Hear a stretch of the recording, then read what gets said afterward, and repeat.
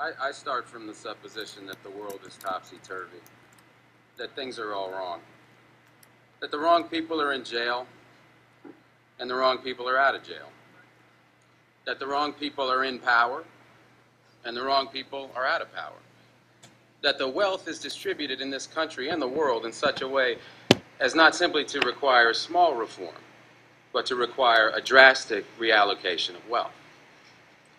I start from the supposition that we don't have to say too much about this because all we have to do is think about the state of the world today and realize that things are all upside down.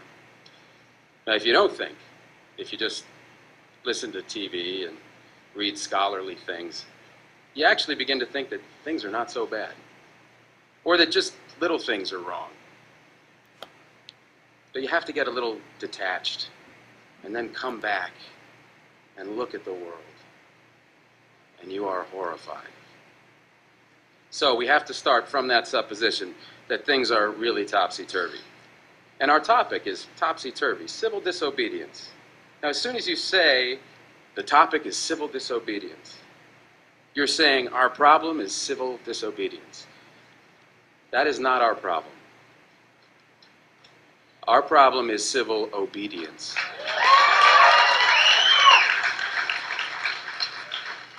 Our problem is the numbers of people all over the world who have obeyed the dictates of the leaders of their government and have gone to war. And millions have been killed because of this obedience. We recognize this for Nazi Germany. We know that the problem there was obedience, that the people obeyed Hitler. People obeyed. That was wrong. They should have challenged, and they should have resisted. And if we were only there, we would have showed them. Even in Stalin's Russia, we can understand that. People are obedient. All these herd-like people. Remember those bad old days when people were exploited by feudalism? Everything was terrible in the Middle Ages. But now we have Western civilization, the rule of law. The rule of law has regularized and maximized the injustice that existed before the rule of law. That is what the rule of law has done. When in all the nations of the world, the rule of law is the darling of the leaders and the plague of the people, we ought to begin to recognize this. We have to transcend these national boundaries in our thinking. Nixon and Brezhnev have much more in common with one another than we have with Nixon. J. Edgar Hoover has far more in common with the head of the Soviet secret police than he has with us. It's the international dedication to law and order that binds the leaders of all countries in a comradely bond. That's why we're always so surprised when they get together.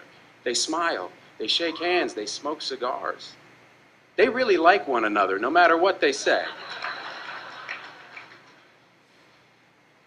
What we are trying to do, I assume, is really to get back to the principles and aims and spirit of the Declaration of Independence.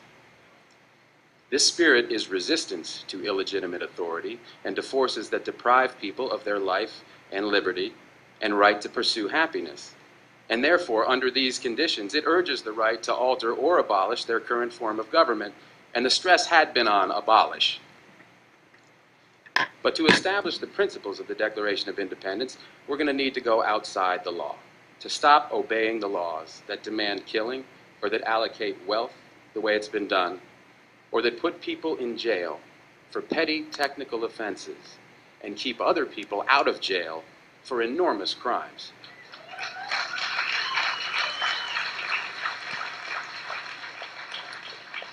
My hope is that this kind of spirit will take place not just in this country, but in other countries, because they all need it. People in all countries need the spirit of disobedience to the state, which is not a metaphysical thing, but a thing of force and wealth. And we need a kind of declaration of interdependence among people in all countries of the world who are striving for the same thing.